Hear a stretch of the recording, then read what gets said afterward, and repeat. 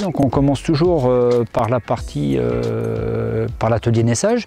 C'est d'aller détecter les truies qui vont être en chaleur pour déterminer le moment de l'insémination. Le but de l'insémination, c'est d'avoir des truies qui soient gestantes pour mettre bas un maximum de porcelets. Donc là ce matin je démarre ma journée par les truies gestantes. Moi ce qui me plaît énormément c'est d'aller voir mes truies et puis de sentir l'ambiance du bâtiment quand on rentre dans la salle. Alors pour les truies gestantes proprement dit qui sont en réfectoire, donc notre première tâche ça va être de faire lever toutes les truies et puis après on va visiter les truies qui sont gérées en parc, ce qu'on appelle les truies bien-être, hein, qui sont libres de tout mouvement. On est vraiment au plus proche de l'animal. Je trouve que depuis qu'on est passé avec ce système de truies en liberté, on a un rapport avec l'animal qui a complètement changé. Les truies sont calmes, parce qu'en fait, un animal qui est calme, c'est un animal qui n'a pas faim, hein, qui est bien dans sa peau. Et c'est vrai que nous, ça nous fait plaisir tous les jours aller voir les truies. Donc ensuite, je pars en maternité et je vais déjà vérifier, contrôler si toutes mes truies ont mangé, si on n'a pas de refus à l'auge. Et ensuite, j'observe mes porcelets. On contrôle au moment de la naissance si les porcelets allaient bien leur mère, hein, s'ils ont tous bien une tétine qui leur est propre. Je dirais qu'il faut sentir l'ambiance de la salle et il faut sentir les animaux, remarquer le comportement étrange de telle ou telle truie ou même d'un porcelet.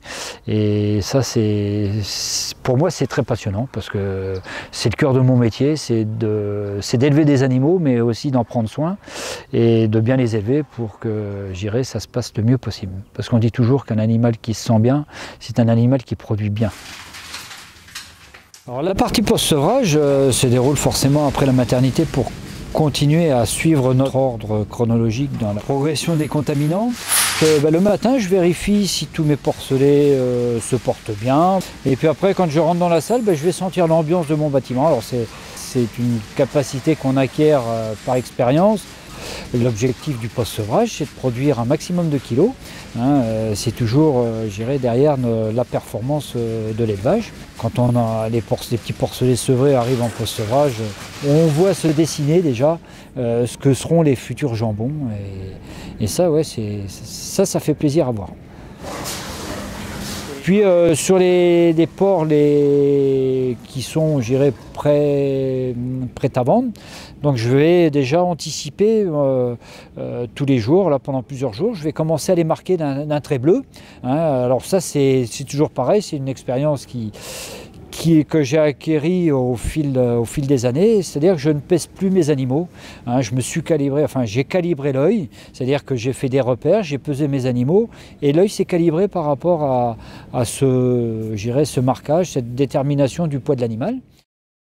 Être éleveur de porc aujourd'hui, pour moi, c'est un métier très passionnant, mais depuis quelques années, j'ai retrouvé un intérêt sur la partie achat matières premières, gérer les achats. Moi, ce qui me passionne énormément, c'est d'aller capter des nouvelles matières premières qui sont les meilleures techniquement et les meilleures avec le meilleur prix d'achat possible. C'est vraiment une partie très importante pour moi.